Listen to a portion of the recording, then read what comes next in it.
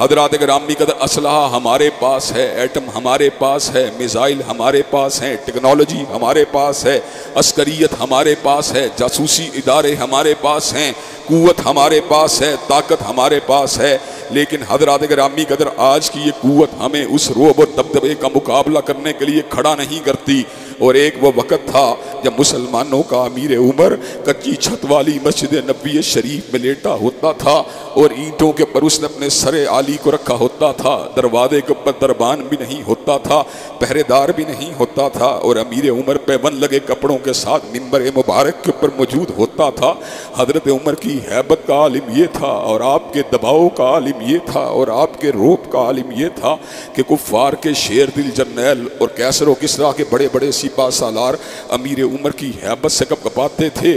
اور اپنی کچھاروں کے اندر ان کا نام سن کر ہیبت کے اندر مبتلا ہو جایا کرتے تھے۔ حضرات گرامی قدر وہ مادی عروج نہیں تھا، وہ عروج تھا ایمان کا عروج تھا، وہ عروج تھا اعمال صالحہ کا عروج تھا، وہ عروج تھا حیا کا عروج تھا، وہ عروج تھا حجاب کا عروج تھا، وہ عروج تھا کتاب اللہ سے وابستگی کا عروج تھا، وہ عروج تھا سنت نبوی شریف سے تمسک کا عروج تھا، وہ عروج تھا جہاد کی تلوار کا عروج تھا، وہ عروج تھا اخوت کی جہانگیری کا عروج تھا، وہ عروج تھا مسلمانوں کے باہمی درد کو بانٹنے کا عروج تھا، وہ عروج تھا ایک زنجیر کی کڑیوں میں پروئی ہوئی امت کا عروج تھا، وہ عروج تھا اللہ سے وابستگی کا عروج تھا، وہ عروج تھا تہجد گزاری کا عروج تھا، وہ عروج تھا شب زندہ داری کا عروج تھا، وہ عروج تھا للہیت کا عروج تھا، وہ عروج تھا خوف خدا کا عروج تھا، وہ عروج تھا اللہ کے سامنے جھکنے والوں کا عروج تھا، وہ عروج تھا نعرہ تکبیر کا عروج تھا، وہ عروج تھا سبحان اللہ کی تسبیح کا عروج تھا، وہ عروج تھا توبہ اور استغفار کی مالا جھپنے کا عروج تھا، وہ عروج تھا